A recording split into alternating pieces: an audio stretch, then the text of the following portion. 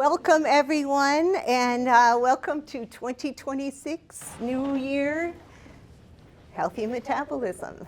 And most of you know me, I'm Dr. Ruth Rosen, and here is my colleague, Dr. Madhu Hardasmalani. And Hello. We are both board certified in emergency medicine. Dr. Madhu is a pediatric emergency medicine specialist. She takes care of the sickest of the sick babies. Talk about cool. And she's also highly trained in integrative medicine, as am I. And hello, hi.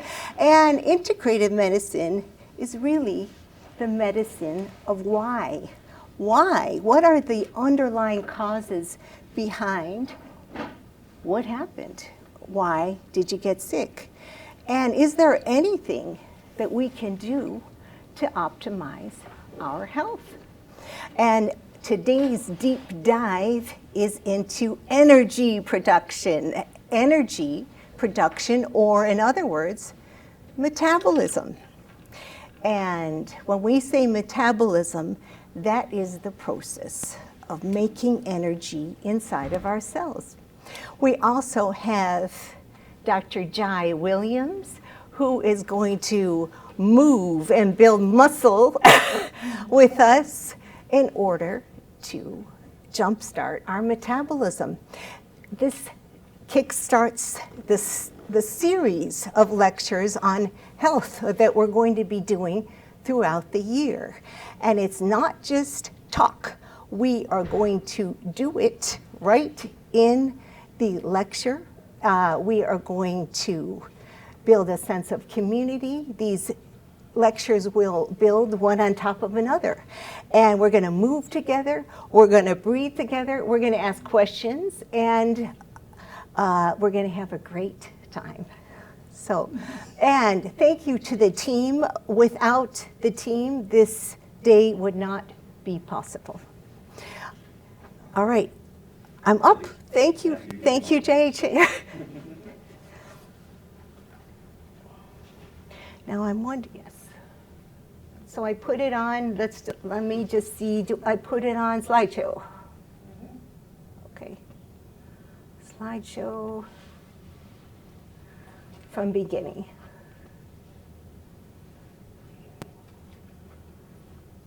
It works. Happy New Year.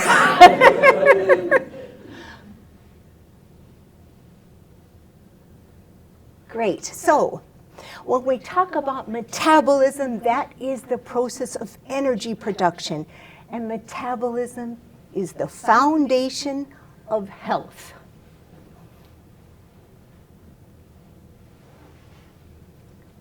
Where does metabolism happen? It happens inside of our cells in our mitochondria. The mitochondria are our energy power plants where food is converted into energy. Human energy, which we call ATP, and it is used to power up every single one of our cells. And so we know that energy is a vital, crucial issue for all of us, for our health. When our metabolism is humming and thriving, we feel great. We jump out of bed, we're in a good mood, we can do everything we want to. But when our metabolism is struggling, we are struggling. We want to roll over and we don't want to get out of bed, or we need 3 cups of coffee to get going. So the question is, do we have any influence over our energy production? Can we influence our metabolism? And if we can, how do we influence? Welcome. Here, if you want to, maybe, Dr. Williams, can you just make sure everyone has a chair for us? Thank you. Thank you. If you want to even sit here up to the side, that's fine. No, that you need to be there. Yeah. So, we all know what it's like to be dragging our way through the day. And the question is, what can we do about it?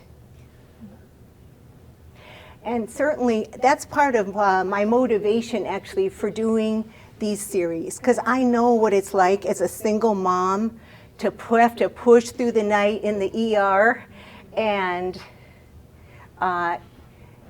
you don't have a choice. You've got to make it work for your life. You've got to make it work for your family, and we have to figure it out anyway. And that is what this is about. And I know what it's, boy, I had a time when I was over 200 pounds. It didn't matter what I did. I could exercise, I could eat right, I could not lose weight.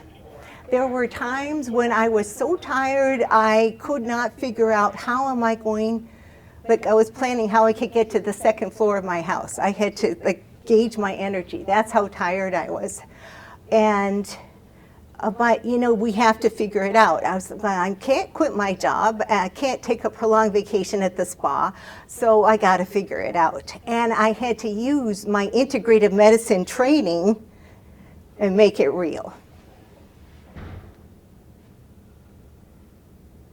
And when we have symptoms, it's just like a energy crisis in a city. When the power goes out, the city cannot maintain the basic functions.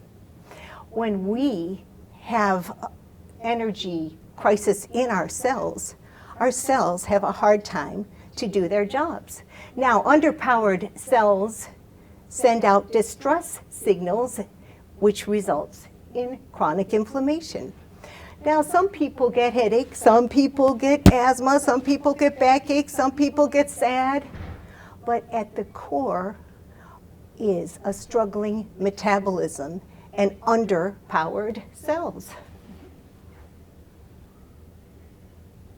But the good news is, when you understand the pillars underlying metabolism and you start to tune in to your own physiology instead of fighting against it, you are going to unleash healing mechanisms that are innate in all of us. We all have innate healing, and we need to know how to work with our physiology to optimize our health.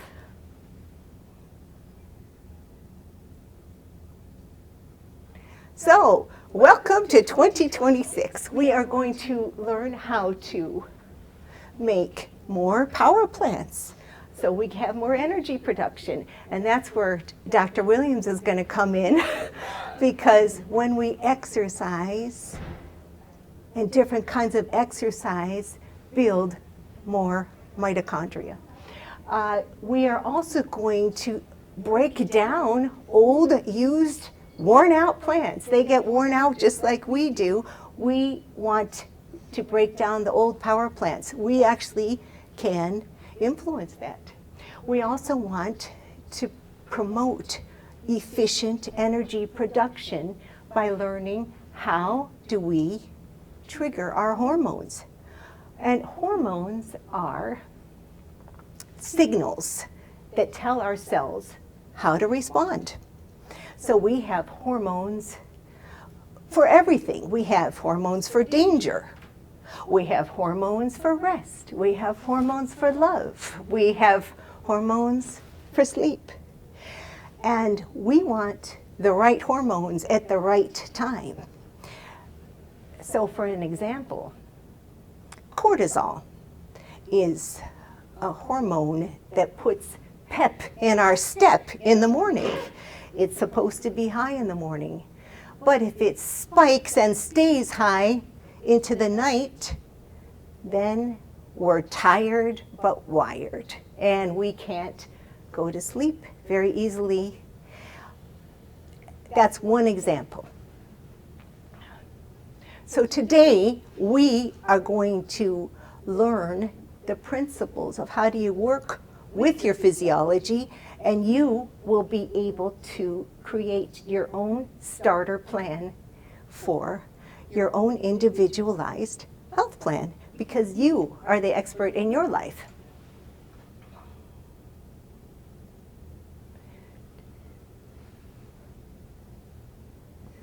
Oh, this didn't come on here. Oh, that's okay. All right, so we're going to start with a patient who really came to me 3 weeks ago. Her name's Rita. She's 37 years old. She is a dialysis nurse, and she came to me at the urgent care. She said, "Doc, help me. I can't lose weight. I'm tired. I just feel like off all the time. I can't even quite describe it. And I've gone to my doctors. I have normal labs. I'm not anemic. My thyroid's okay. My kidney function's good. But I don't feel right. Can you help me?" And, you know, I was on Ozempic for a while, but I had to stop. I lost 15 pounds. I was happy, but then I had to stop because my stomach really started bothering me. I had gastritis. I want to lose weight. I'm about 50 pounds overweight, and I want to get pregnant. Can you help me? So I asked Rita, let's dig in a little bit more. I examined her. Her blood pressure was good. Her pulse was good. Vital signs were fine. She had a normal exam, except she was overweight. And I said, "Rita, let's dig in a little bit. Let's dig into, how does your day start?" Well, I'm a dialysis nurse, so I get up at 4 in the morning. Wow, that's pretty early. And I drive into work. And then I go right into the hospital where the dialysis center is. So Rita, the sun's not even up when you get up, right? Yeah, it's dark when I get up. And then I just go in and I start my day. So Rita, we have already the first powerful move that you can make. Sunlight. What? Sunlight? Sunlight, because sunshine in your eyes activates the circadian rhythm clock in your brain. So our hormones run on a 24-hour clock. And we have a conductor. When the sun shines in our retina, it talks to our brain, and that suprachiasmatic nucleus, which you don't have to know the name of, but it sits right above the roof of your mouth. That's our conductor of our hormonal orchestra. So that light in the morning lets our brain know the day has begun, time to start the symphony. And just like a symphony orchestra, Beethoven's Fifth is started. We have professional orchestra. We have everybody ready to play, but the conductor is absent, doesn't start. What is going to happen to the piece? It's going to be a cacophony of chaotic sound. The same thing is happening, Rita, in your body. So one of the powerful cues is get some sunshine. But Doc, the sun is not even up when I get up. What am I supposed to do? Well, how about could you get to work 10 minutes early and walk outside? You don't stare at the sun, and I'm not talking about sunbathing for hours. I'm saying look at the trees. Look, just be outside for 10 minutes. But it's really bright. It's really bright inside the dialysis center. Why can't I just look at the fluorescent lights? So we measure light in lux, and outside it's, well, actually, let me let you guess. Inside, in the brightly lit room, it measures about 1,000 lux. Does anyone have any idea on a sunny day in Southern California how much lux of light it measures? How strong is it? 1,000, 2,000, 3,000, 4,000? 100,000. Yes, 100,000. It goes, Wow. yeah, so that's on a bright sunny day. Even on a cloudy overcast day, 10,000. In our southern, we're lucky, we live in Southern California. If I were giving this talk in another place, we'd have a little different time requirement. But here, 10 minutes, and we need that intensity of light in our brain in order to activate that master clock.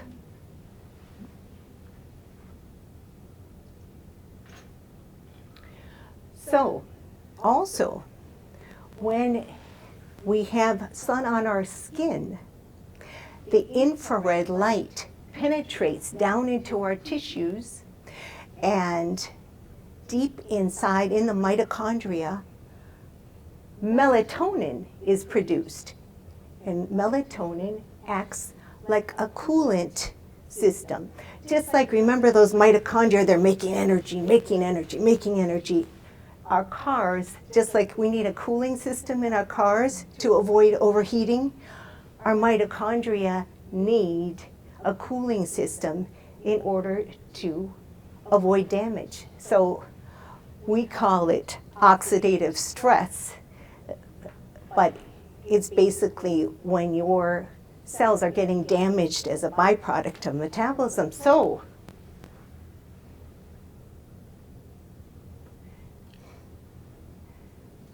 Rita, if you can expose your skin, or if you're at home for the day, take your shirt off and you're in a private place, expose a little bit of your skin to the sun. But Doc, I thought sun was bad for me. What about skin cancer? I am not talking about sunbathing for hours. I'm talking about 20 minutes in the day. And for Rita, for you, maybe it's 10 minutes and go outside on your break. Now, every time you go outside, you're letting your brain also see what time is it, syncing your circadian rhythm to the sun.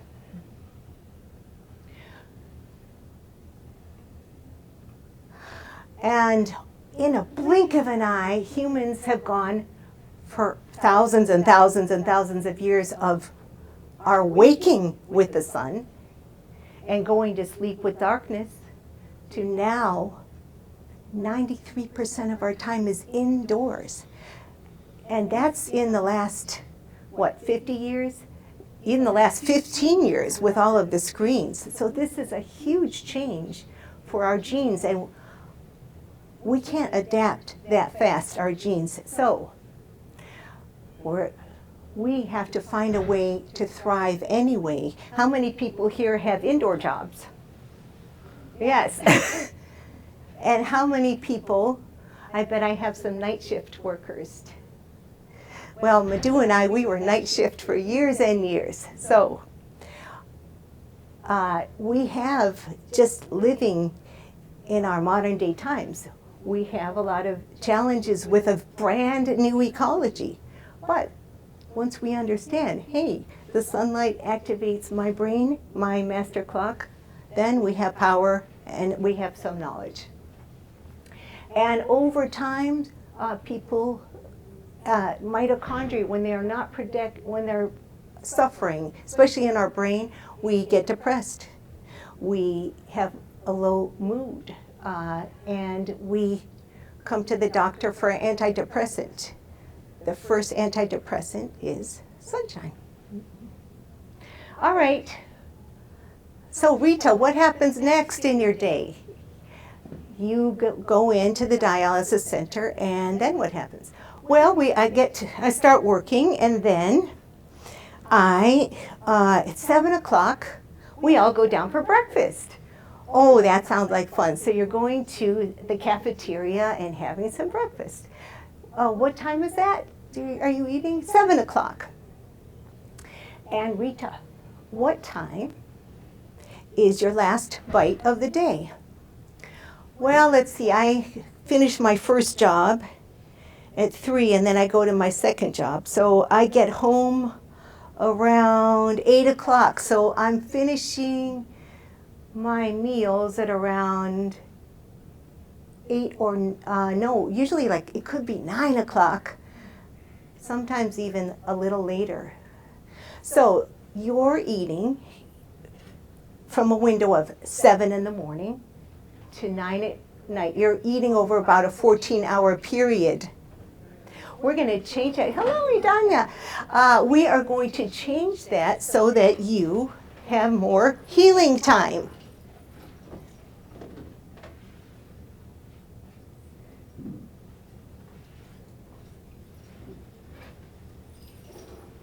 So, when we eat, our food is digested, our blood sugar rises, insulin comes in to put away the sugar, put it into our cells.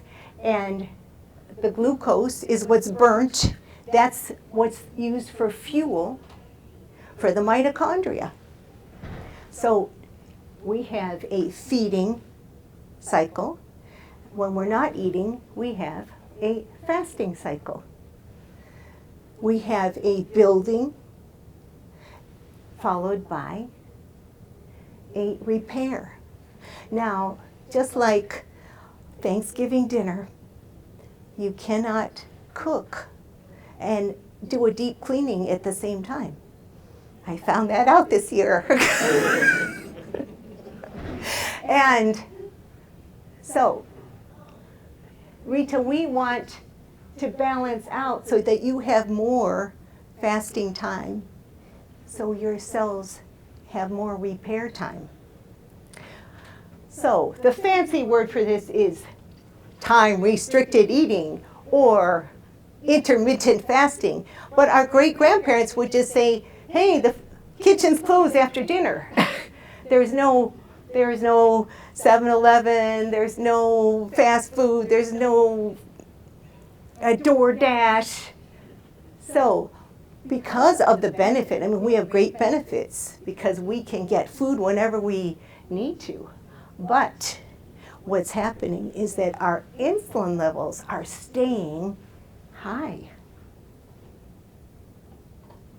And every time that our sugar rises in our blood, our insulin rises to put that food away. Now, insulin is also our fat storage hormone because insulin says, oh no, I'm not going to leave any extra, if it's high sugar, I got to get it into the cells. But if there's extra sugar around, okay, you're going to store it for a rainy day, no problem. And so when the insulin is high, it's time for storage.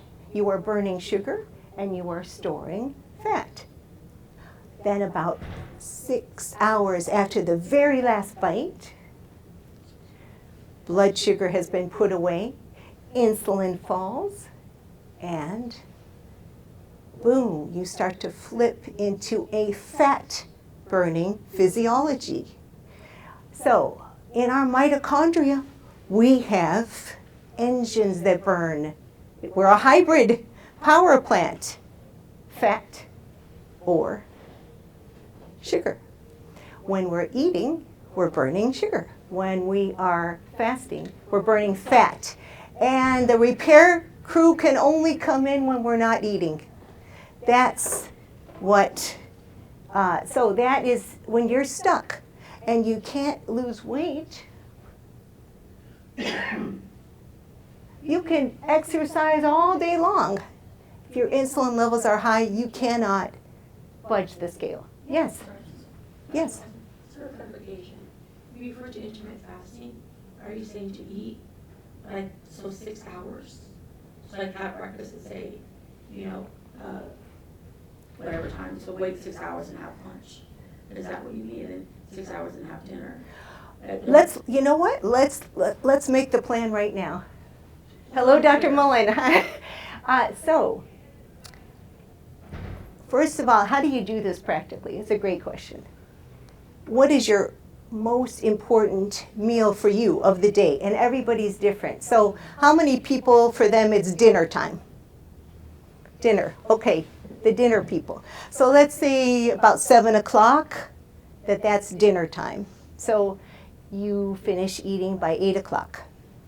So now we want to make a 10-hour period. So you start breakfast at 10.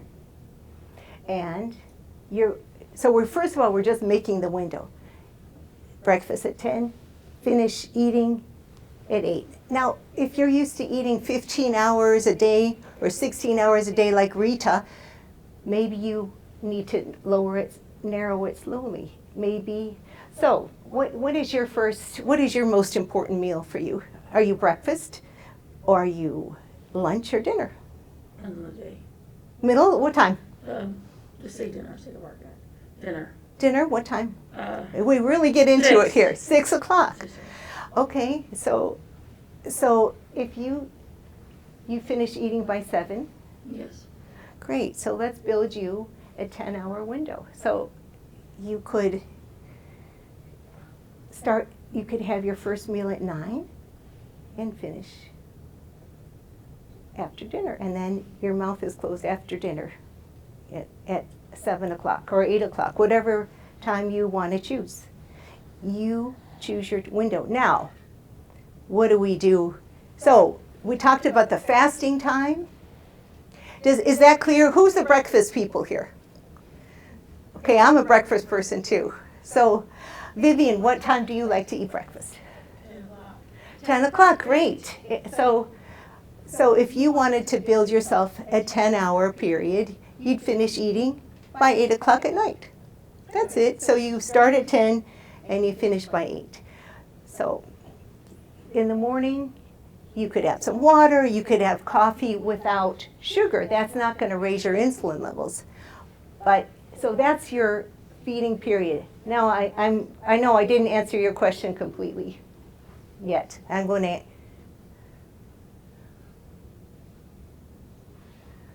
So we want to narrow that eating window so we get our insulin levels down.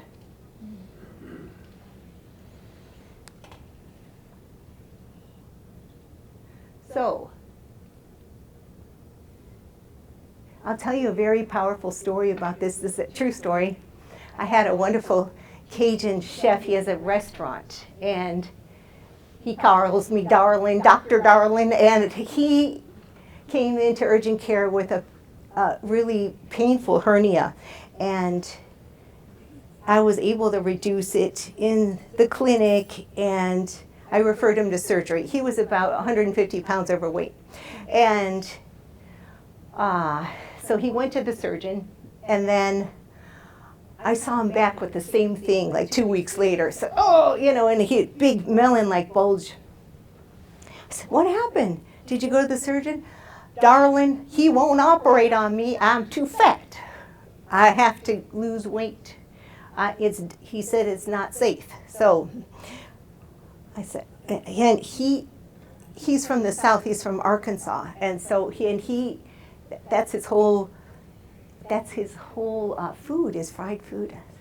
How am I going to help this guy lose weight? And he didn't want to go on Ozempic, so I said, "Tell you what, just eat in a 10-hour feeding window and cut the processed sugar, cut the sugar, because every time we eat sugar or things that turn into sugar very quickly, that's going to shoot up our blood sugar, and then our insulin level, we need more insulin. So every time, more sugar, more insulin. So our feeding time, the feeding part of the cycle, is just as important as the fasting. So Rita, you want a very high quality feeding window. That's just as important. So what do you mean? What do you mean high quality feeding window? you will be okay if you center your meals around a protein. It could be chicken, it could be fish, it could be eggs, you could be vegetarian, you could be a carnivore, but you just want to have very high quality. Try not to add sauces, not to add extra sugar that sneak in. So like that delicious In-N-Out burger, boy do I love those burgers. Oh, are those good. But the sauce has sugar in there.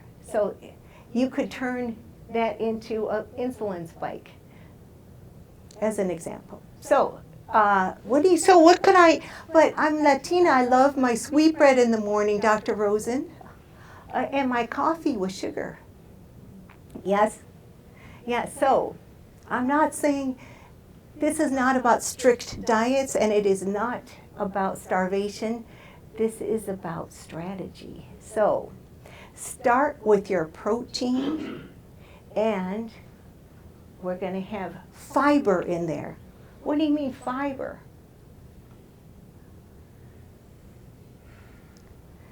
So nature has food all packaged up. You can't, like if you want orange juice, have an orange, because nature has packaged up the orange with fiber.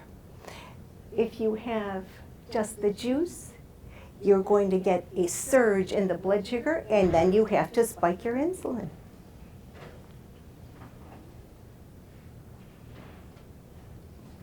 Noah! That's my son, Noah. So,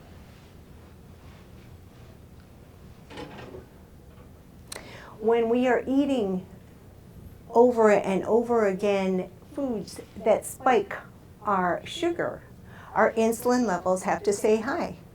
So when our insulin levels stay high, we cannot lose weight. It's a storage hormone. Now, over the years, those high insulin levels they're trying to push more and more sugar into the cells. It gets stored as fat. Then we need more insulin to get it in. Then it's like you develop insulin resistance. So the cells are like, no, I'm sorry, I have enough sugar. I don't need more. I don't want more right now. I can't use it. And they do not want more sugar coming in. So we say, oh, now you are pre-diabetic, you have insulin resistance. So insulin resistance, high insulin on its own leads to all kinds of problems. On its own, just without the high blood sugar, because insulin is our storage, it's also a growth, causes excessive growth. So people have cysts, people have polycystic ovaries. It makes us store fat in our liver. So now I'm going to get back to your question. Should we eat? How often should we eat? I would say have your first meal, have a good, base it around a protein, have half of your plate fiber, and then whatever else you want in your plate, as long as it's from nature, from whole foods, not processed, you are going to be satisfied. And then you can have a lunch and a dinner. Just have it inside your eating window. Now, if you want a snack, or you're really hungry, have a snack that does not spike your sugar. So like some nuts, an avocado. Does that make sense? Yeah. Does that make sense? Does everybody understand how to make your feeding window, what your hours would be? Okay. All right, Rita, so Rita is going to skip her morning sweetbread, but she really loves that sweetbread. So I said, Rita, just don't have dessert for breakfast. Have it afterwards, because if you have the fiber first,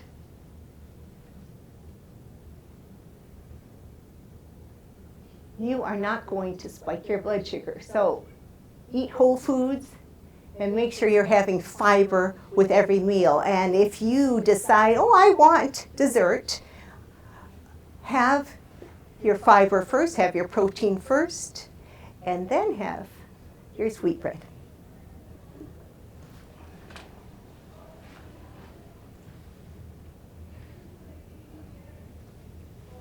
And when we eat fiber, not only does it slows that sugar being absorbed, but when we eat fiber, we also feed our friends. What do you mean our friends? We have a whole world of friends called the microbiome. It's like a garden.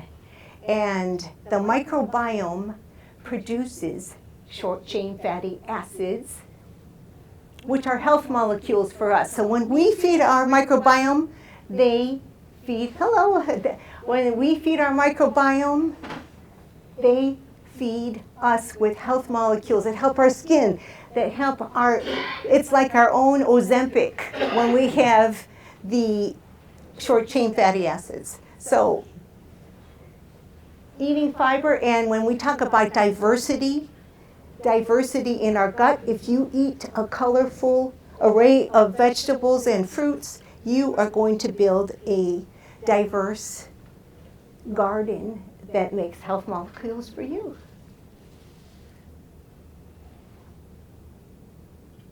All right, now we're going to actually move. So the other, what else can we do to build our metabolism? We want to build muscle in order to improve our metabolism, because more muscle means more power stations, more power production, and we are not going to talk about it anymore. We're just going to do it. Okay, so everybody, here we are, Zumba at Kaiser Permanente. Let's see now. Oh, Noah, can you help me with and everybody, if you can stand up, please. Oh, it's a good thing you came. I did pair it. It's not on. Oh. Okay.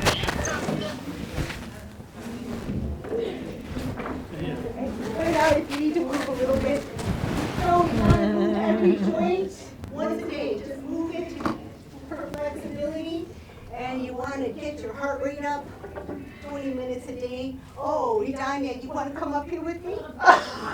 We're in our Zumba class together. Okay. All right, we're ready. Oh, wonderful. Wonderful. Okay, button. Thank you, Noah. Here we go. Yeah, all right, we're just going to gently rotate your head. Left up down in the city, working for the man every night and day. I never lost 1 minute of sleeping. I was worried about the way that things might have been. That big wheel keep on turning. Raspberry keep on burning. And we're rolling, rolling, yeah, rolling on the river.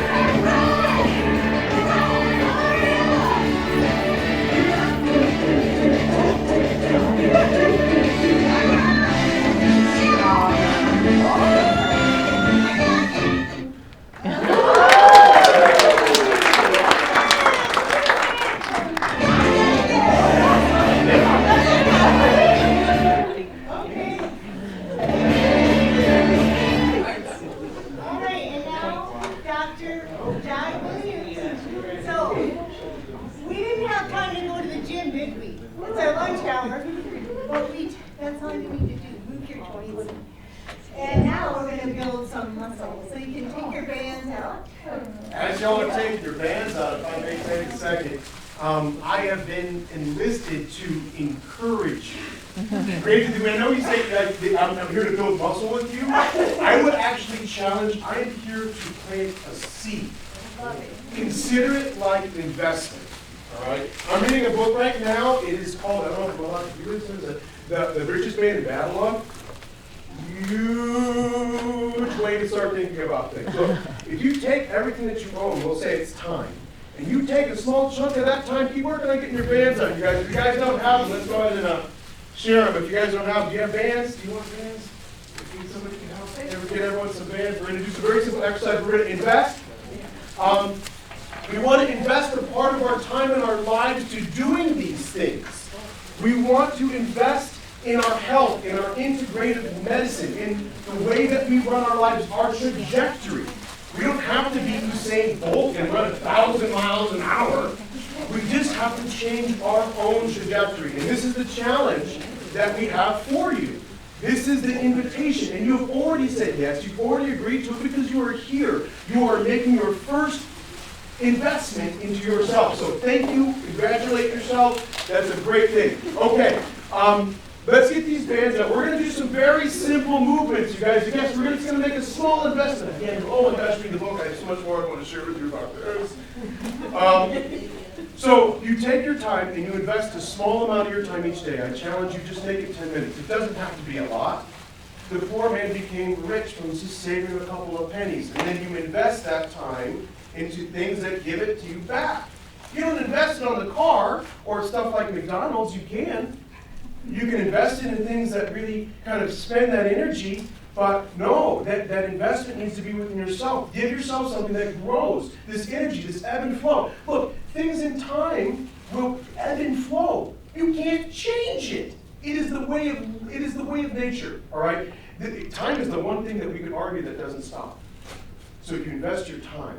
But it depends on how you invest that time. And right now, okay, we're going to do a very simple investment in our body, into our metabolism, a small piece of the investment portfolio, all right?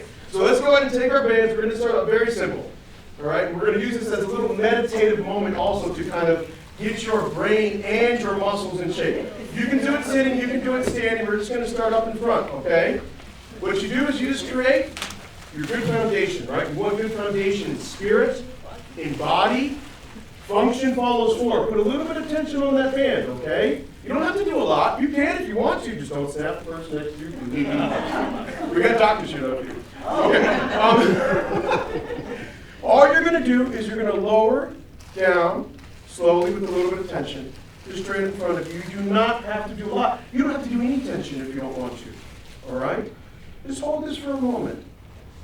And with that, we're going to raise up our intentions. All right?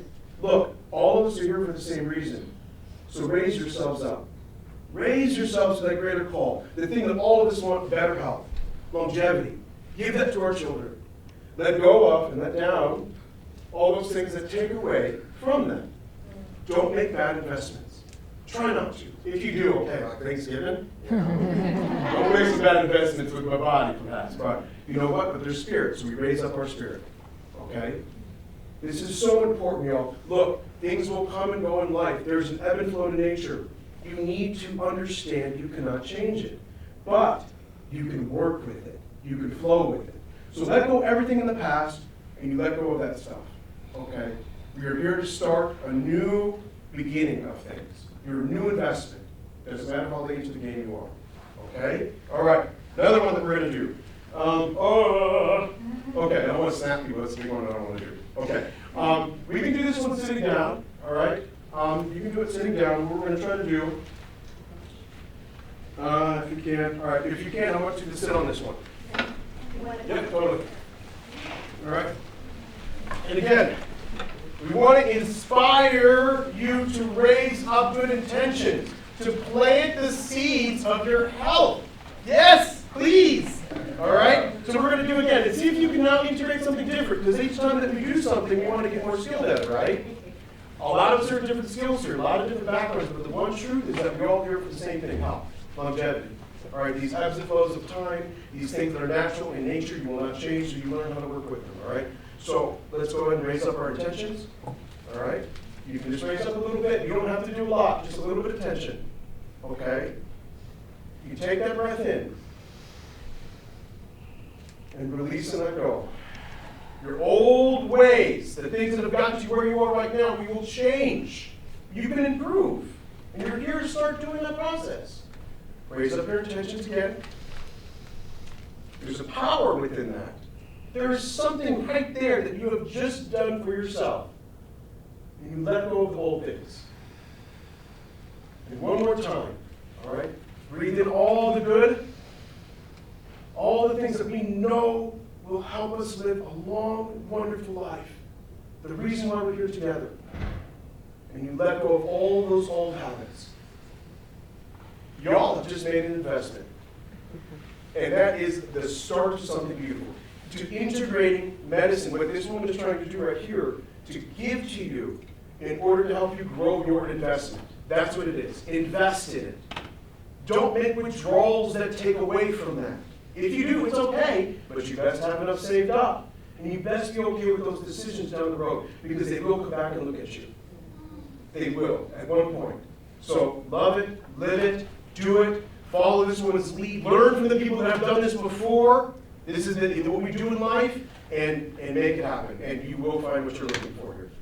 My best wishes. Thank you, thank you, thank you.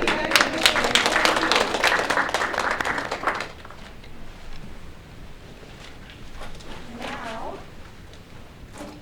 I would like to, this is just amazing.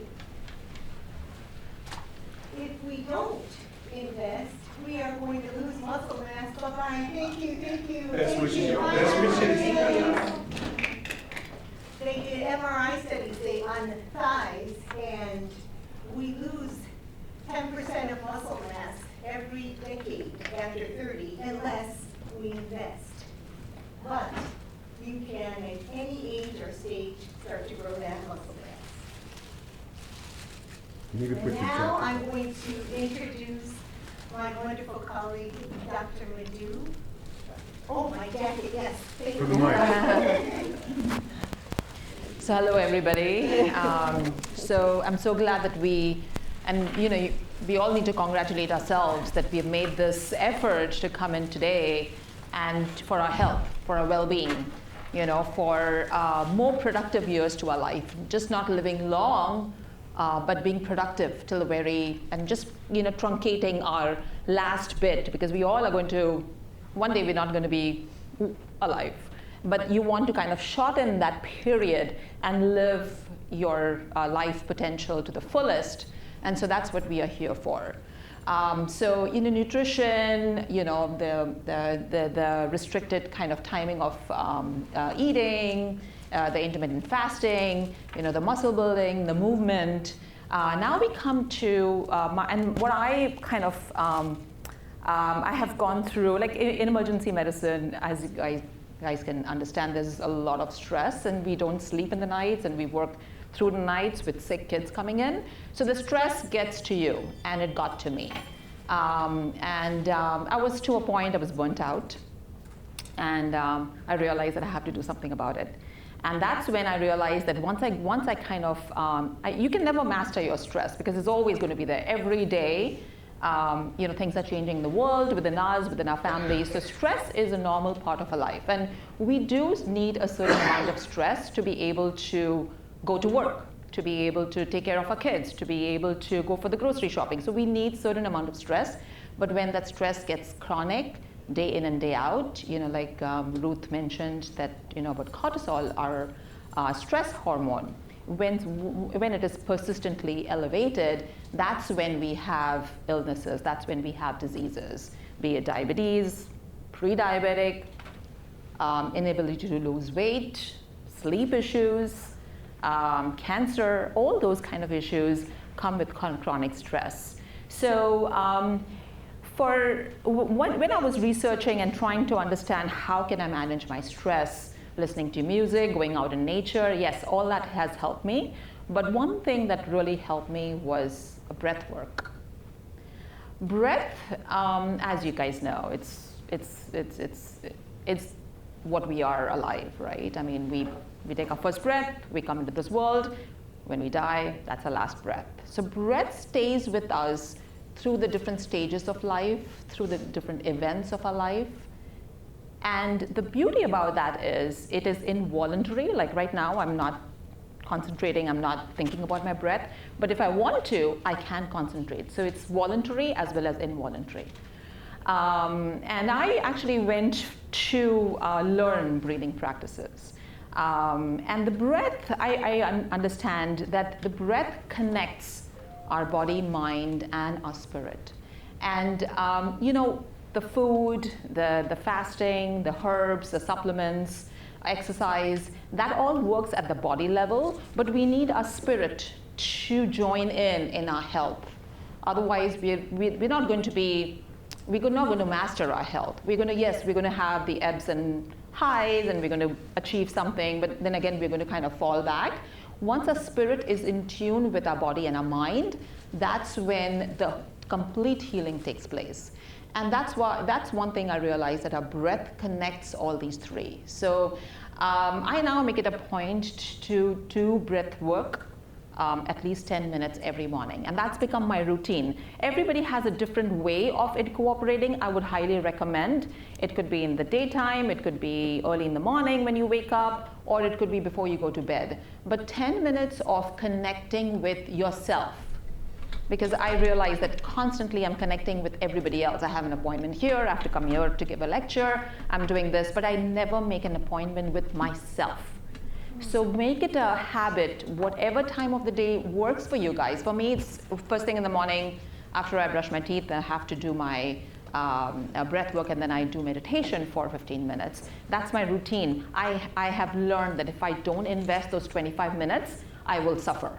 And so do you want to suffer? Do you not want to feel well? Or do you want to invest the 25 minutes? I'm like, no, I want to invest the 25 minutes because the rest of my day, I want to be healthy. I want to enjoy my life.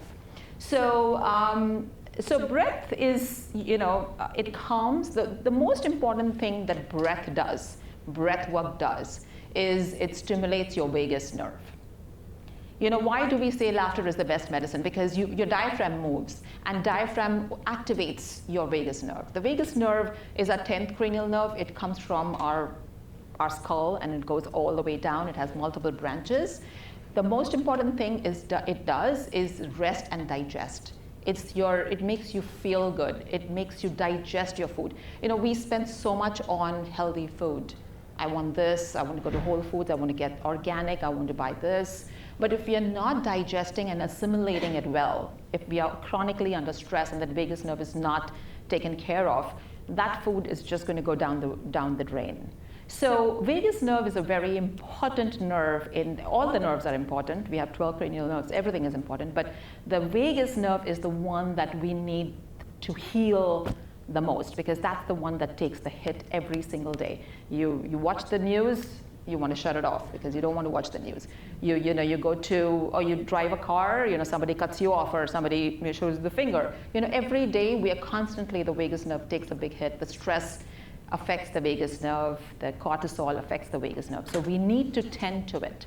So breath work, when you're breathing, you're using your diaphragm, you're using your different, voluntarily you're changing the way you breathe, and that all activates your vagus nerve, the rest and digest.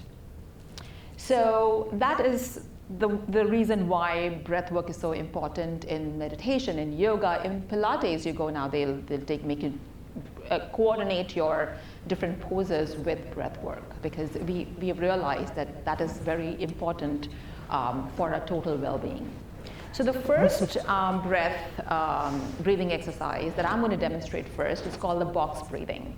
It's a very simple exercise that you can do anywhere. You're sitting right here, you're listening to me, you can do it, nobody will ever know. It's easy to do. You're standing for your Uber, or you're waiting for your DoorDash to come in, or whatever you're doing, you're driving, you can do this box breathing. So as you can imagine, it's a box. So you breathe in to a count of 4. You breathe in to a count of 4. You hold to a count of 4. You breathe out to a count of 4. And then you let go to a count of 4, and then you hold to a count of 4. So at the 4 notes, you're holding to a count of 4. So it's something like this.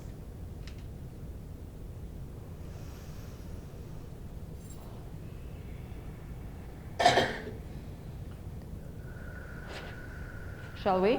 Okay. I'm going to count to 4. Let's begin.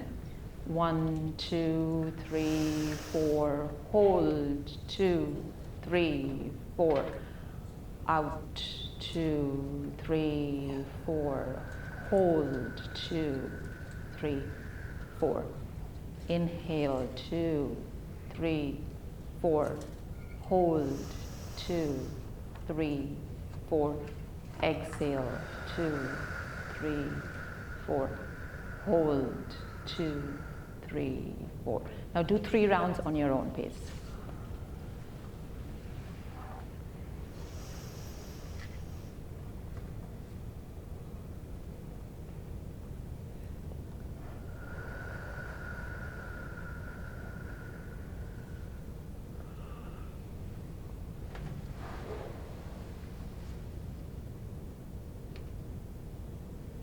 An important aspect of the breath work, try to concentrate on your breath.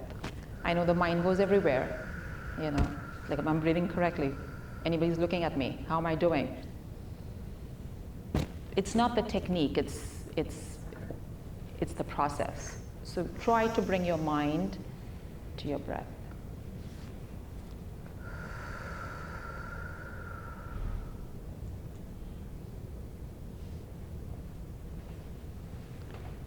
Ideally, you take it through your nose, and this is just a nose. This is not the, don't breathe in or breathe out through your mouth, just the nose.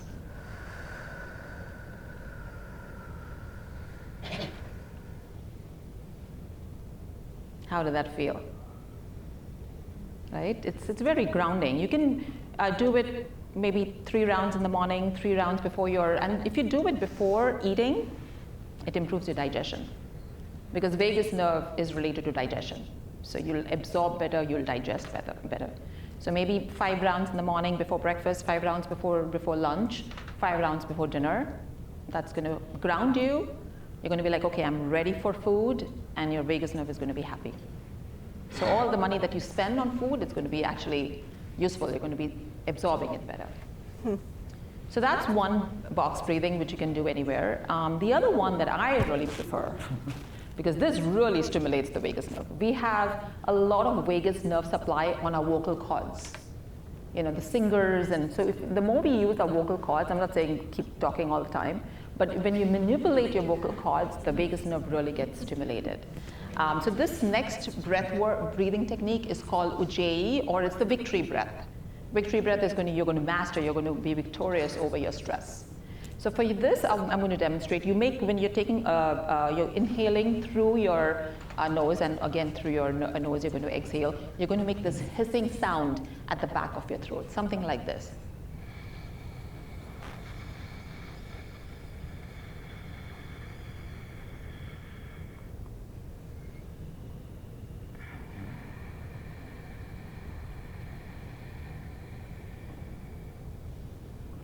So even though you're inhaling and you're exhaling through your nose, you're trying to do this hissing sound, a little bit of pressure.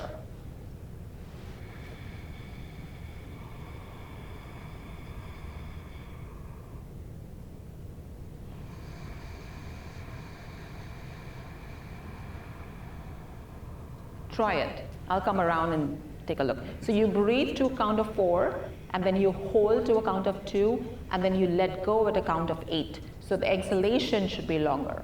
And each time, inhalation and exhalation, try to kind of put a pressure in the back of your throat. Close your eyes or open your eyes, doesn't matter. I let you just close my eyes.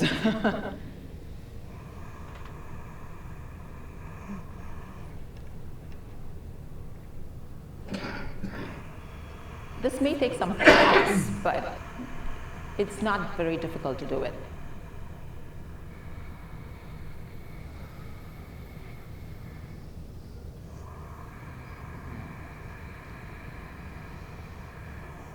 You're actually feeling that hissing sound. It's also called the ocean breath.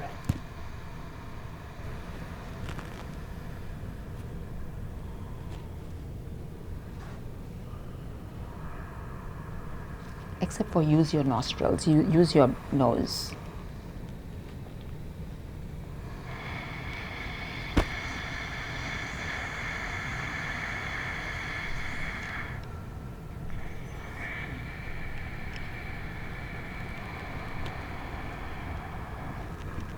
Is it happening? I think so. Yeah, you'll feel good about it too. It's still coming through your nostril, which is good, but you should feel that. Are you making like a hissing sound? Try. Yeah. It just takes a little bit of practice. You can also Google it. There are very beautiful, good videos. It's called the victory breath, or the Ujjayi, like, I think it's Ujayii, Ujjayi. It's all these breathing practices are originating from India. And so they have a very Sanskrit, that's their dialect. So Ujjayi is the victory breath. But this really activates your vagus nerve, and this will calm you down. I remember when I first started, this was my first breath work that was taught to me, and I would be driving and I would be doing this because I felt so good, like I felt so de-stressed. So I would definitely do at least 10 rounds of this. I usually time it, 5 minutes of this I do every morning. And then 5 minutes of the box breathing I do every morning. But it all depends on what works for you guys. But definitely look into that.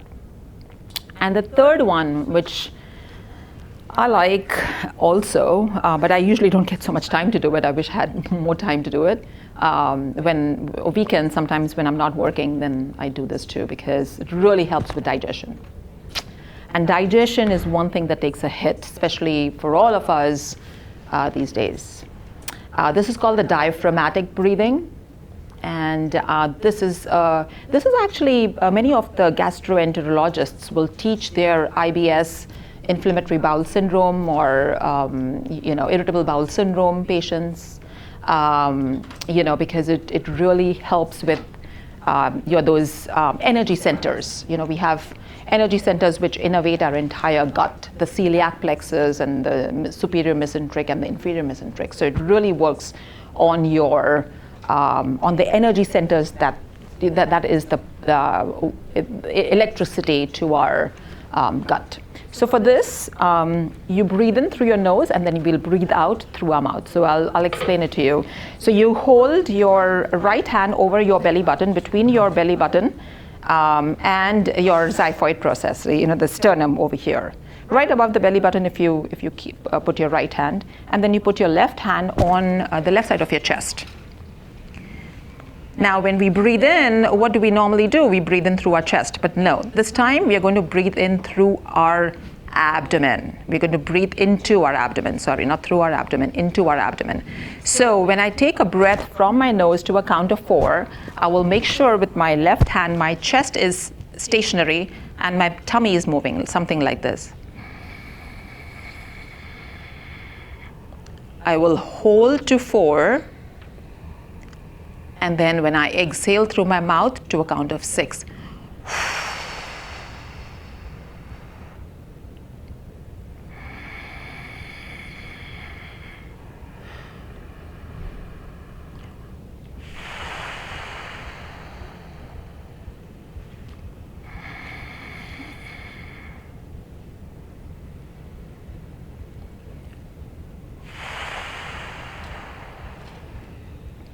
So do it at your own pace. Inhale from your nose to a count of 4. If you can, hold it to a count of 4. Exhale with your mouth to a count of 6 or 8. Again, hold to a count of 4 and then repeat it. Feel your tummy rise, your chest stationed.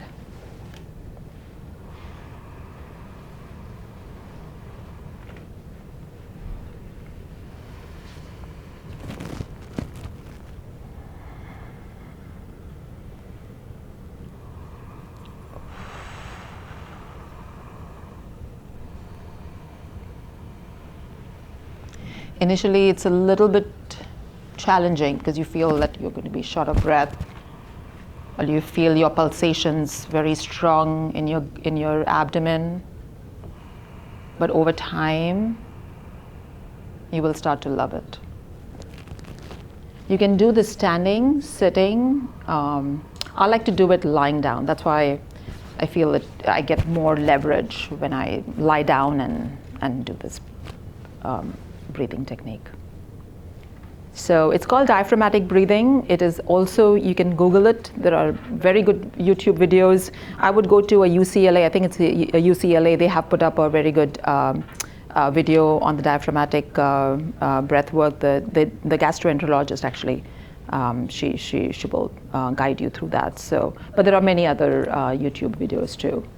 But these three, I think, breathing exercises, I would highly recommend for anything, for just being, just feeling well, even if you don't have any challenges, health challenges in your life, just for feeling well. And if you do have challenges in health challenges you're facing with either blood pressure control or pre-diabetes or diabetes or weight management or depression or what have you, breathing techniques are just extremely important to connect, like I said, your body, mind, and spirit aligned. And all these practices, they just don't work in a day or two. They're not quick fixes. But over a period of time, now this will become your physiology. My physiology before was like stress. Even though there was nothing happening, I was like, oh my God, I have to multitask, because that's what I did in the ER. I multitasked so many things. I was juggling so many things. So even at home, when there was no need for me to multitask, I was still multitasking, because that had become my physiology, a very pathologic physiology. But over years, so it's been about 10 years that I've been doing this, and now I don't multitask. I don't do all that because my physiology has switched. So these are not quick fixes, but over a course of time, that will become your norm, and it's really amazing. You can invest more time, 10 minutes morning, 10 minutes if you have the time, but at least 10 to 15 minutes. Make it a point to connect with yourself. Very important, I think, for all of us. Thank you, Dr. Madhu. Thank you. Thank you, beautiful.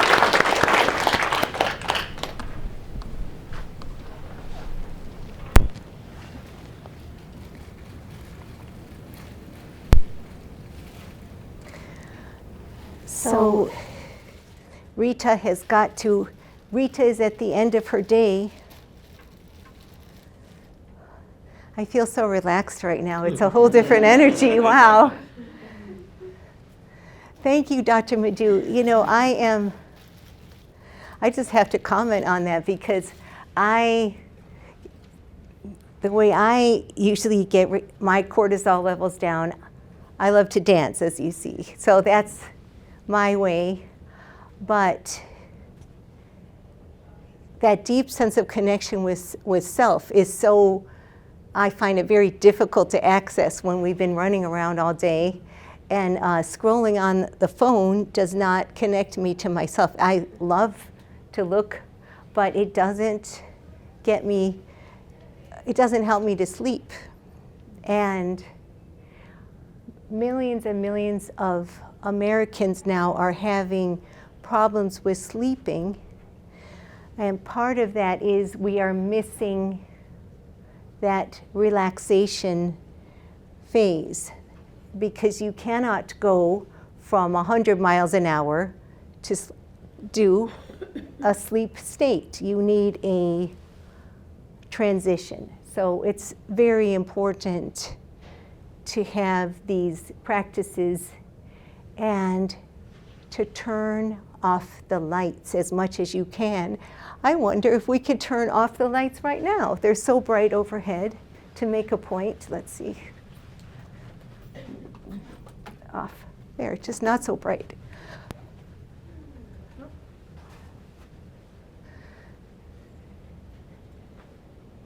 So many of us are working in very brightly lit offices late into the night. So what can we do? Because what happens when we don't have a dark, our brain doesn't make melatonin. It needs, at nighttime, it needs the dark. So if you can, turn off the bright overhead lights an hour before bed.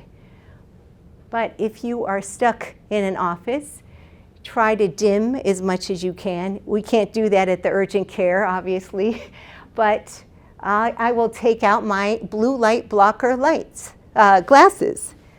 And I try to go outside even for 30 seconds just to give my brain the idea, okay, we are going into a night phase.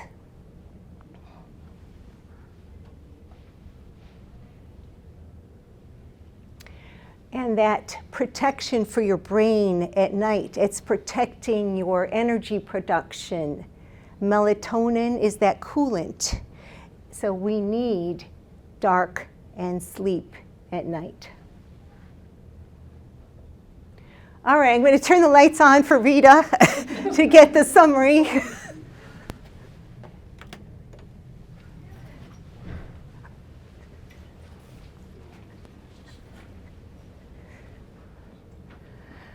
So, sunlight, 30 minutes of getting up. If you can get, if you can get 5 or 10 minutes of sunshine in your, just looking outside, not staring at the sun, that is going to activate your master clock for that symphony of hormones. Number 2, eating within a 10-hour window of eating. That's also a very powerful training for your circadian rhythm.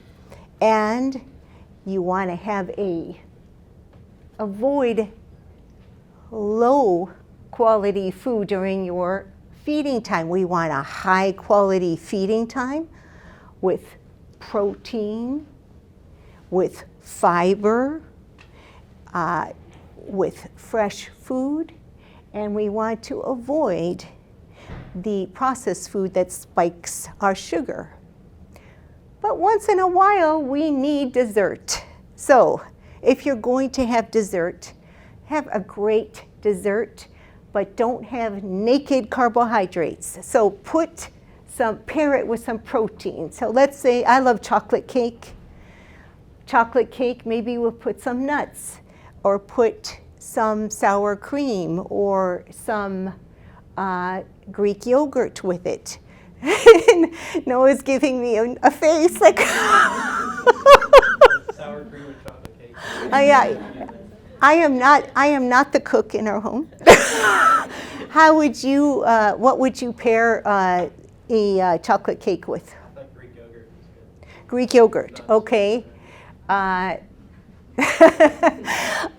And try. Let's say you want to go out for that pasta meal. If you have the salad first, and then you have your protein first, maybe you have some scallops or some shrimp, and then you have the pasta, you are not going to get that sugar surge because you have a beautiful mesh that is covering your intestinal lining. It slows the absorption of sugar.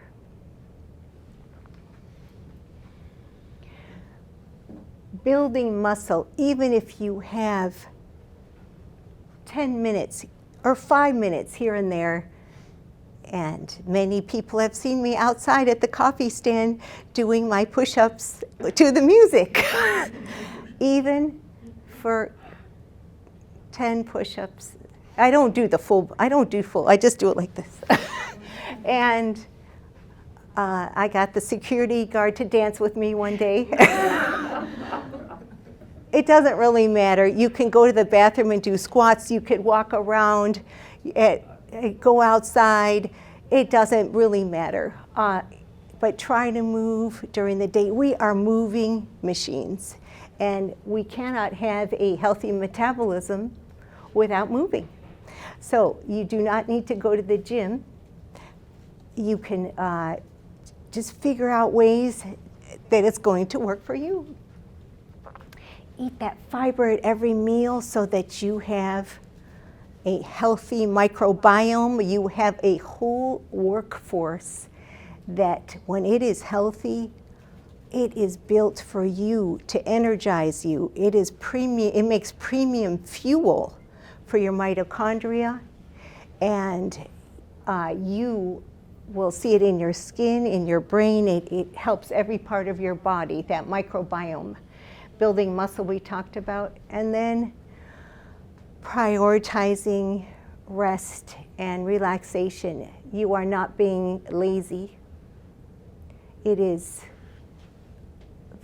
actually crucial to have those moments of self-connection so that we have a restorative time, a repair time, and a restful sleep. And now I just have to finish the story of my chef, my Cajun chef. So I saw him 3 months afterwards, and he lost 50 pounds. And I said, "How did you do it?" And he said, "I just did what you told me to, darling." He managed to do that. He just compressed his eating time. He's very active because he's always up giving, he's very active at his restaurant. But even with eating his fried foods, he was able to lose the weight because he brought his insulin levels down. I thank you all for coming to this wonderful event, and it will be the first of many. And now I'd like to open up. Miss Caroline, hello. I'd like to open up for questions. I thought that you started at, weren't starting at 1:30, which is what I wrote in my calendar. So I'm really, really sorry, Ruth. It's probably my fault. Yes, yes. I got around the door and went, It's "Oh, okay.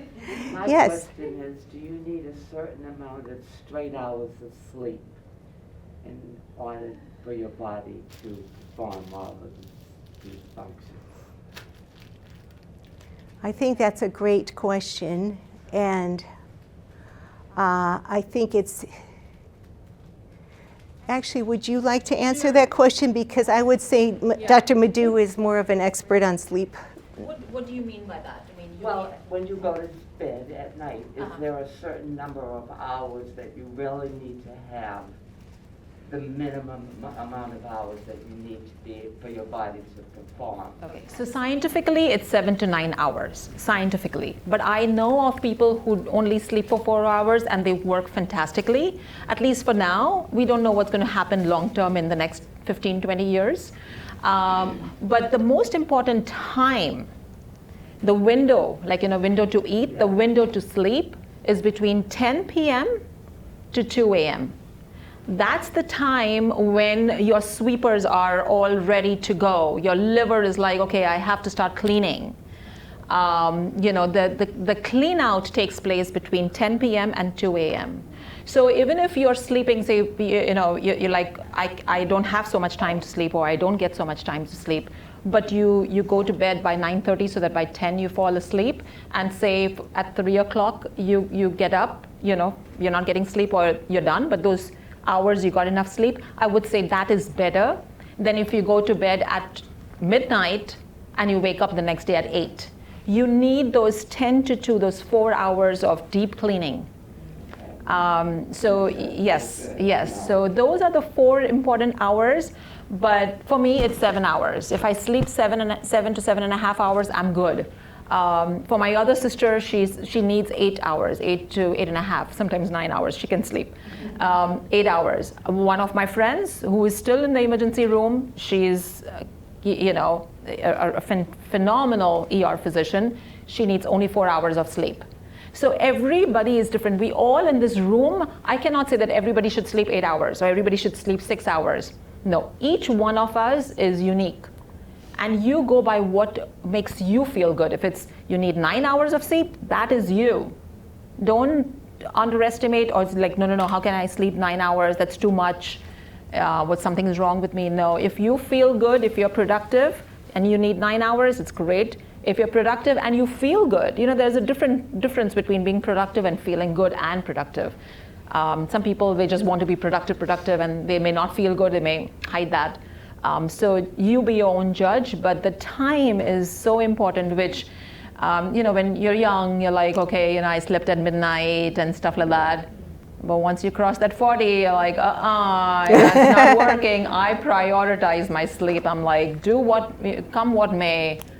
I'm in my bed by 9:30, 9:45, so that by 10 I'm asleep, because this is, not very much research has been done on this, but if you go deep dive into this aspect of which is the window, time window, where you maximize your health, your sleep benefits, it's between 10 and 2.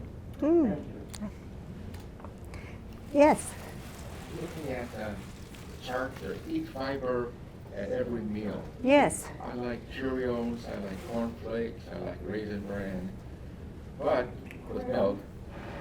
But when I had it, I add milk and sugar. Can I use honey instead of sugar with cereal? That's a great question. Well, I would say your body doesn't know when your sugar rises. It doesn't really know, is it coming from table sugar or is it coming from honey? It still gets processed as sugar. Now, it would be better to minimize, but there are some amazing benefits of honey. I'm not writing off honey altogether, but I would say the Cheerios is going to turn quickly into sugar. The cornflakes also, and then you've got your honey. So what could you add to your cereal? Could you put some nuts in there? Walnuts? Walnuts, any kind of nuts, that would slow the absorption of sugar. Instead of sugar. Well, if you want to have a sweet taste, and you absolutely, yes, it would be better instead of sugar, but how about fruit? Fruit.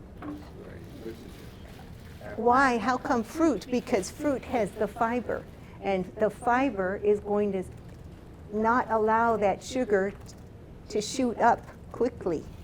So it is but if you're used to using 3 and you want to use a half a teaspoon, you want to play with it. Now you understand the effects, but always try to pair it with a protein, and you could put a fat in there. So you put, you don't want to use the fat, you want to have fat in your milk instead of the skim milk. So, and we're going to do a whole seminar on sleep,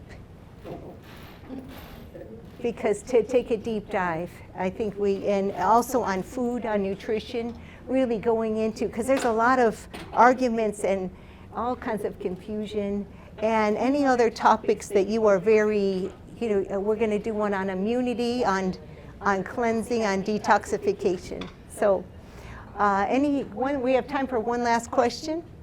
Bye-bye. Thank you. So, Yes.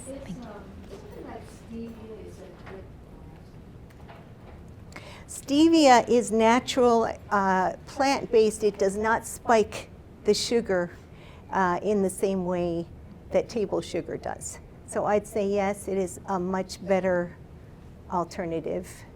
maple syrup is also a good, alternative to sugar. But sometimes we do, like maybe we'll do 1 teaspoon of white sugar and we'll do 2 teaspoons of date sugar. That's not, sugar is sugar. So be mindful of the sugar. But I think stevia is Yes. plant-based, so it will Yes. not. But maple syrup is a healthy, it comes from a tree bark. Yes. So that has better consequences than your regular sugar or even the date sugar. Does Yes. that mean you could use the stevia in the morning with your coffee during your fast? Interesting. I think that should be okay, but I actually, it's going to be very individual. See what happens. Are you used to eating sugar in your coffee? Well, I put stevia in sugar-free creamer. Now, it would be better to use the real cream. Okay. Instead Even of the during creamer. fast, or I should just skip it until okay. Yeah. If you can, delay your coffee, but you get up very early.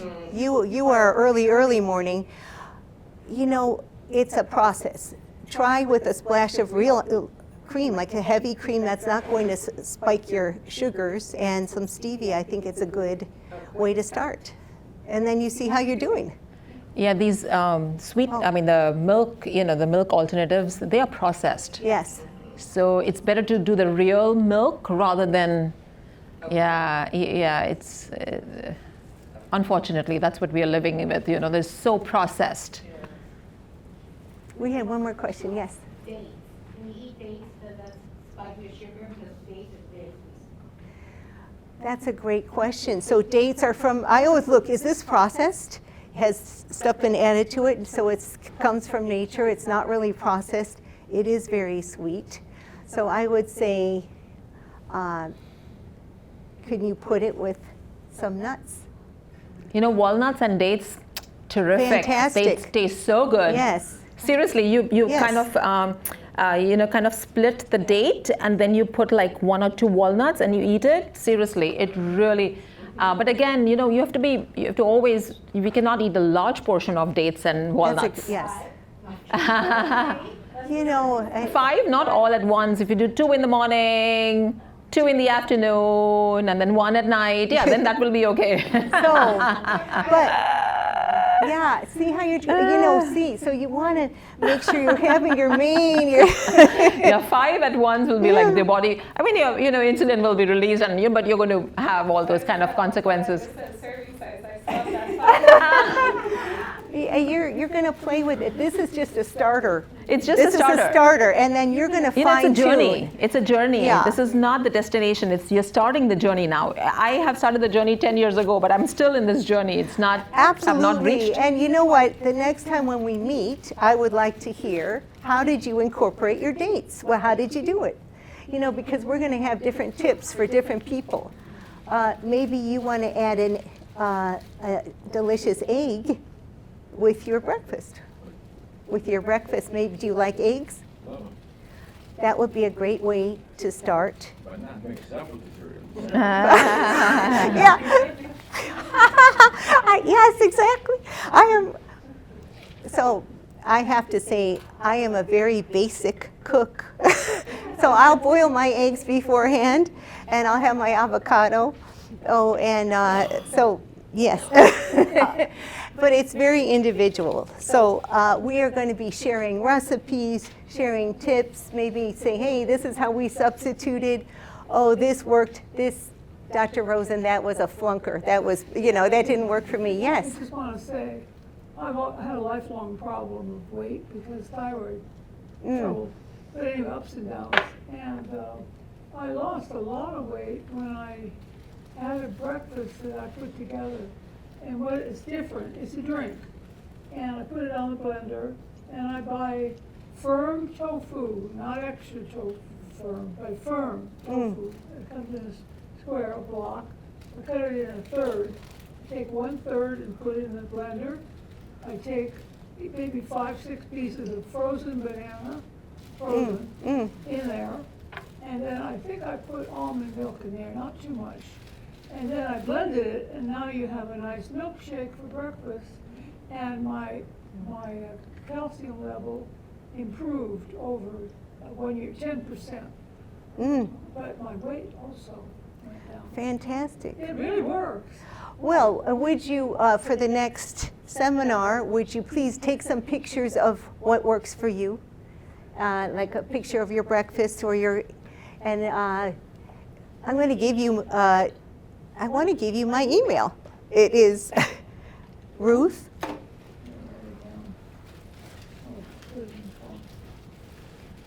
Thank you for sharing that. I think Yes, that's thank like you. the tofu is your protein, love that. and the banana and the milk. Yes. Can you help me project it so I don't have to write with that on the screen? You get a picture of it? Is that possible? I don't know how to. Let me, I don't know. Well, it is Ruth actually, I better just do my regular email. Ruth Rose 6, like a rose 6 @gmail.com. I'll wait for you. So if you send me your pictures, we will project it up on the screen for the next seminar. What's the email again? Ruth, RUTH, ROSE, ROSE. yes. And then the number 6 Okay. @gmail.com. And send me your, you could also take a picture of the things you got rid of in your pantry. That would be great too, and we'll put them up on the screen for the next time. And also I'll have your email addresses so I can tell you about when the next time is. Thank you all for coming. Yes. Thank you.